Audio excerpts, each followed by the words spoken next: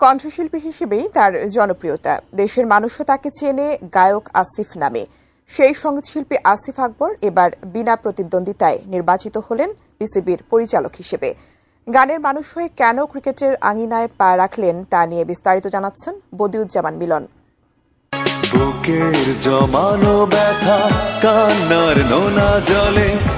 গানের জগতে ক্যারিয়ার গড়লেও আসিফ আকবর একসময় ছিলেন পুরোদস্তর ক্রিকেটার।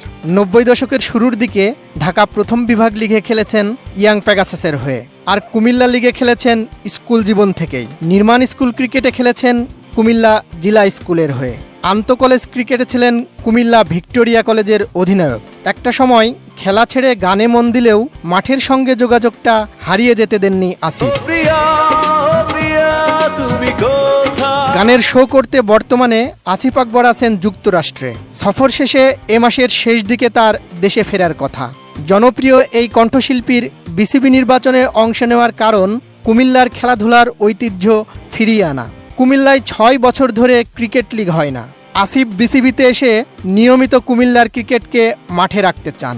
তিনি মাঠে খেলা ফিরিয়ে কুমিল্লার ক্রিকেট এবং তরুণ সমাজের জন্য কিছু একটা করতে আগ্রহী। বিসিবির কাউন্সিলর হওয়ার আগ্রহ নাকি মোটেও ছিল না আসিফের।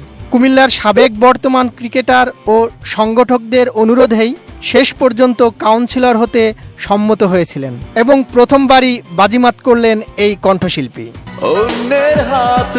সব মশার বিরুদ্ধে সুরক্ষা দিতে এলো বসুন্ধরা এক্সট্রিম অ্যারোসল। মশার বিরুদ্ধে এক্সট্রিম সুরক্ষা। চলে গেছো দূরে, পারি না তোমায় ভুলে যেতে। বেশ নাটকীয়ভাবেই বিসিবির পরিচালক নির্বাচিত হয়েছেন আসিফ। আগামী ৬ অক্টোবর বাংলাদেশ ক্রিকেট বোর্ডের পরিচালনা পর্ষদ নির্বাচন। তার আগে ১ অক্টোবর বুধবার ছিল প্রার্থিতা প্রত্যাহারের শেষ দিন। বেলা ১২টা পর্যন্ত ছিল মনোনয়ন বাতিলের শেষ সময়। এর মধ্যে তামিম ইকবাল সহ ১৬ জন পরিচালক প্রার্থী নির্বাচন থেকে সরে দাঁড়ান, যেখানে চট্টগ্রাম জেলা ক্রীড়া সংস্থা থেকে নাম প্রত্যাহার করে নেন মীর হেলাল উদ্দিন। মূলত এই কারণেই সেখান থেকে কেবল একজন প্রার্থী থাকায় বিনা প্রতিদ্বন্দ্বিতায় পরিচালক হয়েছেন আসিফ। গানের জগতে আসিফের জনপ্রিয়তা ছিল তুঙ্গে। ৯০-এর দশকে সবার মুখে মুখে ফিরত আসিফের জনপ্রিয় সব গান। গানের মানুষ ক্রিকেটে এসে কতটা সফল হতে পারবেন সেটার ভার না হয় সময়ের হাতেই তোলা থাক। Desk report.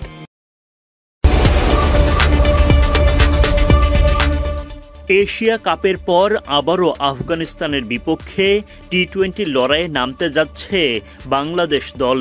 নিয়মিত অধিনায়ক লিটন দাস নেই, তার বদলি সৌম্য সরকার ভিসা জটিলতার চাপে।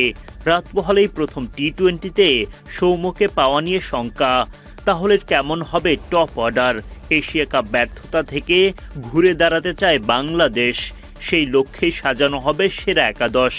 এক নজরে দেখে নেওয়া যাক সিরিজের প্রথম টি-20তে কোন ১১ জন নামতে যাচ্ছেন মাঠে। সৌম্য সরকার সময় মতো দলের সঙ্গে যোগ না দেওয়ায় টপ অর্ডার নিয়ে তৈরি হবে যথেষ্ট সংকট। বাঁহাতি তানজিদ তামিম আর ডানহাতি সাইফ হাসান ইনিংস শুরু করবেন টাইগারদের হয়ে। সাইফের কাছে প্রত্যাশা উড়ন্ত ফর্ম ধরে রাখবেন। তামিমের ব্যাটে চাওয়া অধারাবাহিকতা থেকে এবার ঘুরে দাঁড়াবেন। নাম্বার 3-এ দেখা যাবে পারভেজ ইমনকে। ইমনও নিজেকে হারিয়ে খুঁজছেন। মিডল অর্ডারে দল ভরসা করবে তাওহিদ হৃদয়ের ব্যাটের ওপর। আফগান স্পিনারদের সামলানোর কঠিন পরীক্ষা দিতে হবে তাকে। সঙ্গে থাকবেন শামীম পাটোয়ারি। ব্যাটিংয়ের পাশাপাশি বোলিংয়েও দলকে খানিকটা ভরসা দিতে জানেন পাটোয়ারি। ব্যাট হাতে ভুতুরে এশিয়া কাপ কাটানো জাকির আলী অনিক যথারীতি দায়িত্ব পালন করবেন ফিনিশারের। হয়তো ম্যাচ শেষ করে আসবেন অথবা দলের জয়ের স্বপ্নকেই শেষ করবেন। সাথে অধিনায়কত্ব আর উইকেট কিপিংয়ের কঠিন দায়িত্বও নিতে হবে জাকিরকে। স্পিন বিভাগে বাংলাদেশকে নেতৃত্ব দেবেন রিশাদ হোসেন ও নাসুম আহমেদ। এশিয়া কাপে আফগানদের বিপক্ষে বাংলাদেশের জয়ের অন্যতম নায়ক ছিলেন তারা। তাদের কাছে সেই একই পারফরম্যান্স প্রত্যাশা শারজাতেও। পেস ইউনিটে বরাবরের মতোই থাকছেন মুস্তাফিজুর রহমান, তাসকিন আহমেদরা। গতি কাটার স্লোয়ারে আফগান ব্যাটারদের কাবু করবেন তারা। সঙ্গে তৃতীয় পেসার হিসেবে একাদশের জায়গা পাওয়ার দৌড়ে এগিয়ে তানজিম সাকিব। শেষ পর্যন্ত সেরা একাদশ যেমনই হোক না কেন, সবার লক্ষ্য একটাই, প্রথম ম্যাচটা জিতে সিরিজে এগিয়ে যাওয়ার। সেই লক্ষ্যেই বৃহস্পতিবার শারজায় বাংলাদেশ সময় রাত 9টায় আফগানিস্তানের মুখোমুখি হবে বাংলাদেশ।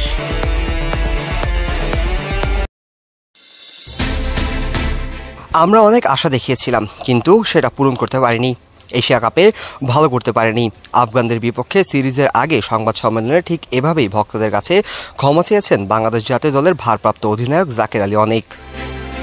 আসন্ন আফগানিস্তান সিরিজকে সামনে রেখে সংযুক্ত আরব আমিরাতে পুরোদমে অনুশীলনে ব্যস্ত বাংলাদেশ ক্রিকেট দল। আগামীকাল অর্থাৎ 2 অক্টোবর থেকে শুরু হচ্ছে 3 ম্যাচের টি-20 সিরিজ। এরপর মাঠে গড়াবে সমান সংখ্যক ওয়ানডে ম্যাচের সিরিজও।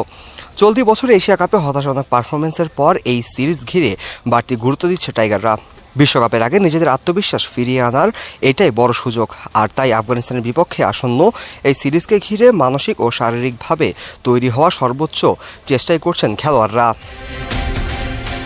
2025 সালের এশিয়া কাপ ছিল বাংলাদেশের জন্য প্রত্যাশা আর সম্ভাবনার টুর্নামেন্ট, কিন্তু সুপার 4-এ জায়গা করলেও সেখানে কেবল একটি জয় ধরা দেয় টাইগারদের হাতে। ভারতের বিপক্ষে বড় ব্যবধানে হারার পর পাকিস্তানের বিপক্ষে অলিখিত সেমিফাইনালে মাত্র 136 রানের সহজ লক্ষ্য তারায় হোঁচট খায় টাইগাররা। ব্যাটিং ব্যর্থতা ও দলের অসংগঠিত পারফরমেন্সই শেষ পর্যন্ত বাদ দিয়ে দেয় বাংলাদেশকে টুর্নামেন্ট থেকে। এশিয়া কাপে লিটন দাসের চোটের কারণে অধিনায়কত্বের দায়িত্ব পান wicket keeper batter Jaker Ali অনেক। প্রথমবার জাতীয় দলের নেতৃত্ব দেওয়া হলেও হতাশা লুকাতে পারেননি তিনি। আফগানদের বিপক্ষে ম্যাচের পূর্ববর্তী সংবাদ সম্মেলনে সমর্থকদের প্রতি দুঃখ প্রকাশ করে তিনি বলেন, দুঃখ প্রকাশ ছাড়া আসলে আর কিছু বলার নেই। আমরা অনেক আশা দেখিয়েছিলাম, কিন্তু সেটা পূরণ করতে পারিনি। এশিয়া কাপে ভালো করতে পারেনি, এজন্য ভক্ত সমর্থকদের কাছে ক্ষমা চাচ্ছি। ওয়ালটন এখন দেশের সীমানা পেরিয়ে পৌঁছে গিয়েছে 50টিরও বেশি দেশে। ওয়ালটন, ঘরে ঘরে বিশ্বজুড়ে। তিনি আরও বলেন, আমরা এখানে এসেছিলাম এশিয়া কাপে ভালো ক্রিকেট খেলতে, সেটি হয়নি। ব্যাপারটা হতাশার। তবে এখন আমরা আফগানিস্তান সিরিজের দিকে তাকিয়ে আছি। মানসিকভাবে এখন অনেক ভালো অবস্থায় আছি, নতুনভাবে শুরু করার জন্য প্রস্তুত। এশিয়া কাপে ব্যর্থতার পেছনে ফেলে সামনে তাকাতে চায় বাংলাদেশ দল। আফগানিস্তানের বিপক্ষে এই সিরিজ তাদের জন্য শুধু একটি দ্বিপাক্ষিক সিরিজ নয়, বরং আত্মবিশ্বাস ফেরানোর মঞ্চ। টি-20 ও ওয়ানডে 2 ফরম্যাটেই শক্ত প্রতিপক্ষ আফগানিস্তান, যারা সাম্প্রতিক সময়ে বেশ ধারাবাহিক পারফরমেন্স করে আসছে।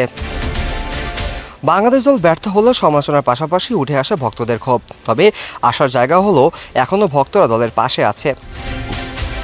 আফগানিস্তানের বিপক্ষে সিরিজে ভালো কিছু দেখার অপেক্ষায় তারা। জাকিরের নেতৃত্বে দল কতটা ঘুরে দাঁড়াতে পারে এখন সেটা দেখার বিষয়। সিরিজের প্রথম টি-20 ম্যাচটি মাঠে গড়াবে বৃহস্পতিবার অর্থাৎ 2 অক্টোবর। এর মাধ্যমে শুরু হবে বাংলাদেশের নতুন যাত্রা, যার দিকে তাকিয়ে আছে গোটা জাতি। এখন দেখার বিষয় এশিয়া কাপের ব্যর্থতা ভুলে আফগানিস্তানের বিপক্ষে কিভাবে ঘুরে দাঁড়ায় টাইগাররা।